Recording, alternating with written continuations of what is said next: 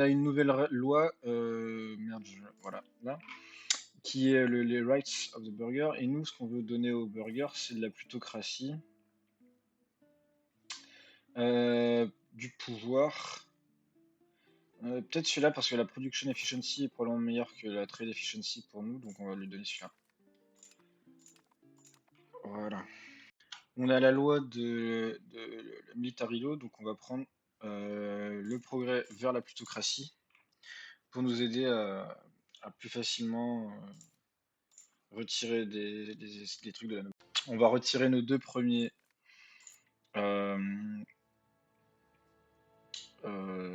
estates. On va retirer Noble Armies parce que c'est comment on appelle ça? C'est de l'aristocratie, donc ça peut nous permettre d'aller plus vite vers la plutocratie. Et on va retirer probablement Land Rights, même si la tax efficiency est vraiment, vraiment big, parce que ça va nous permettre d'aller plus vite vers ce qu'on veut. Maintenant, il faut voir ce qu'il en est des nobles, s'ils vont s'insurger ou pas. Ils sont à 1,58, et donc ce qu'on va faire, c'est que l'on va envoyer un membre du cabinet,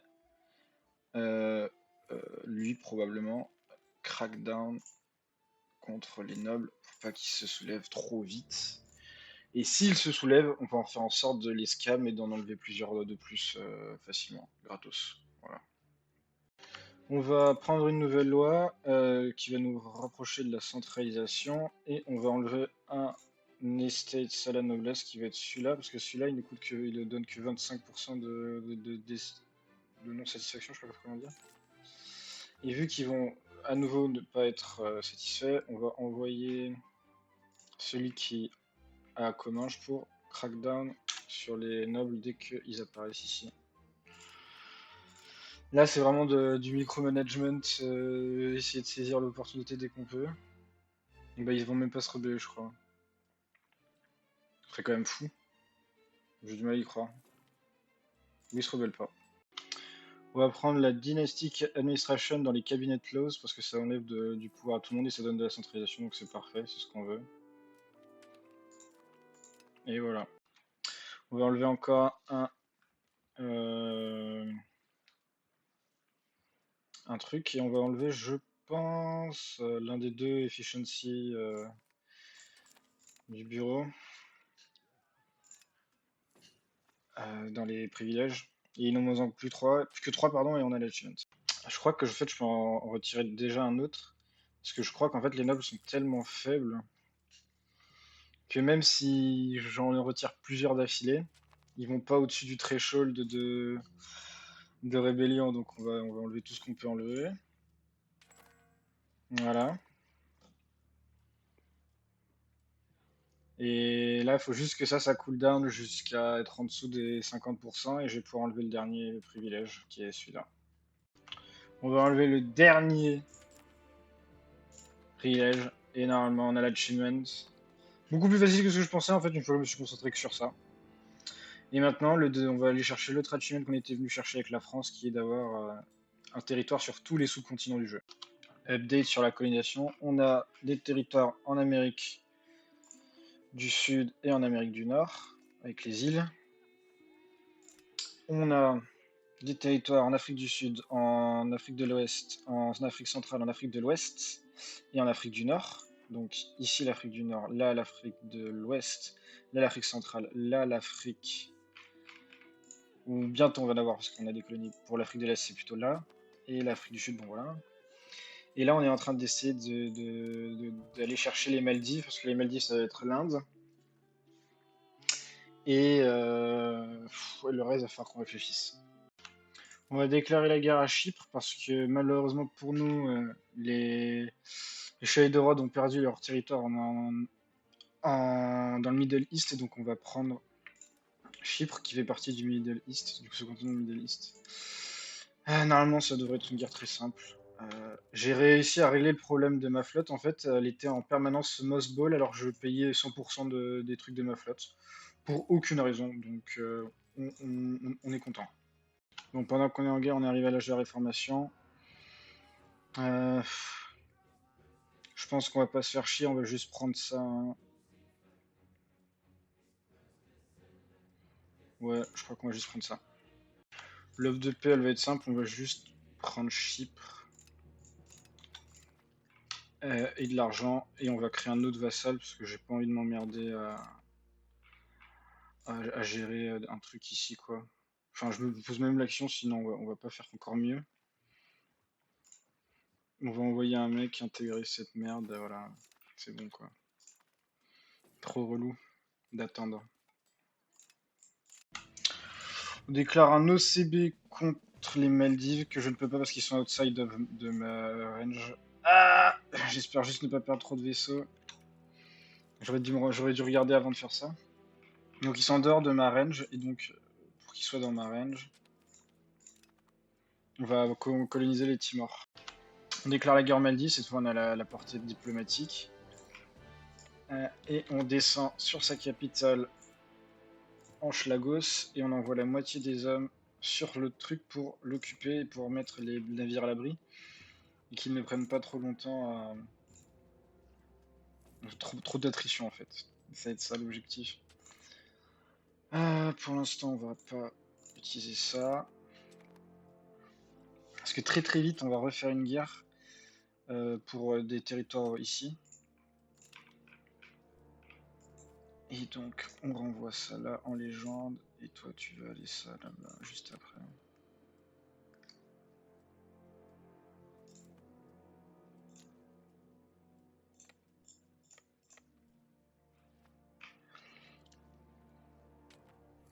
Ok, c'est bon. Il n'y a plus qu'à prendre la capitale et on va pouvoir en faire un vassal. Quel enfer, putain. C'est vraiment pas simple. Attends, mais il est trop stylé le mec là. On dirait un Maya. Igneris Zemi. Et c'est un Caribe, ok. Trop stylé.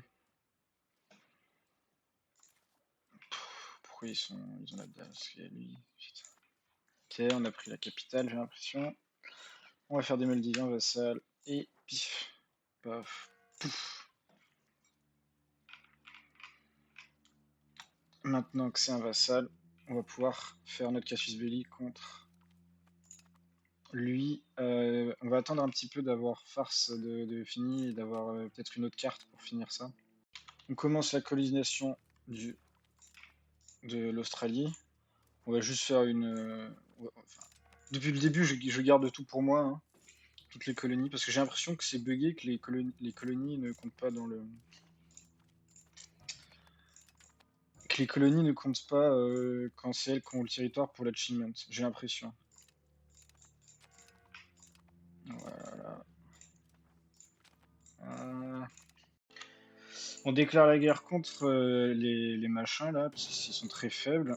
On débarque le plus vite possible avec l'armée. Putain, c'est bien buggé des fois quand même. Et là, on va souffrir. Là, on va souffrir. On va directement annexer et intégrer nous-mêmes. On va pas s'emmerder. Faut juste que je regarde. Je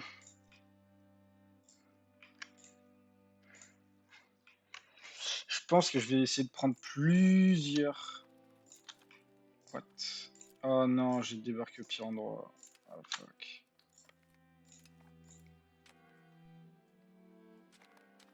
C'est là qu'il aurait fallu que je débarque. Fuck. J'ai pas fait attention, my bad. Allez.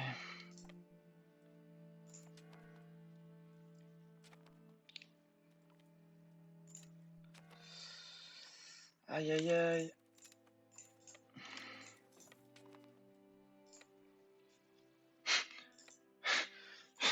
C'est flippant quand ça refuse d'avancer comme ça.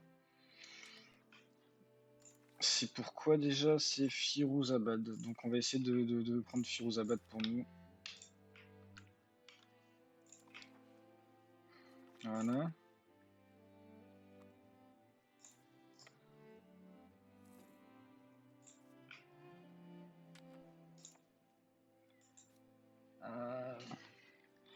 Je vous reprends au lave de paix. On a le lave de paix, on va prendre ces deux trucs là et on va les intégrer directement. Parce que les vassaux, c'est vu qu'on avec les changements sur la centralisation, c'est horrible d'avoir des vassaux quand t'es centralisé. Et donc intégrer.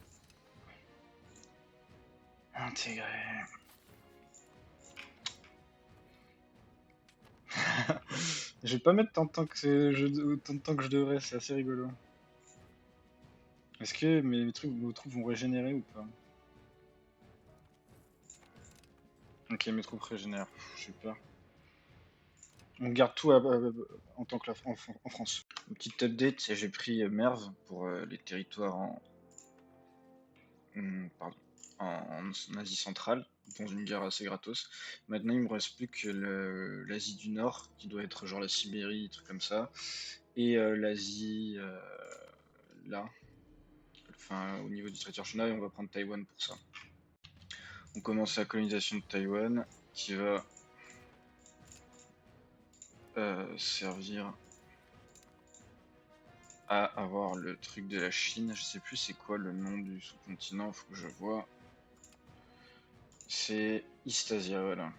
Je viens de me rendre compte d'un truc, mais en fait, la Perse, c'est pas un sous-continent, ça fait partie du Middle East. Donc, j'ai pris ça entre guillemets pour rien, même si ça m'a servi pour récupérer la centrale à Asia.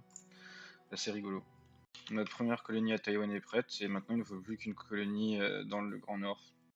On fait notre dernière colonie dans les îles Pacifiques, parce que j'ai oublié qu'il y avait ça aussi à coloniser, enfin, comme sous-continent, il y a aussi les îles Pacifiques.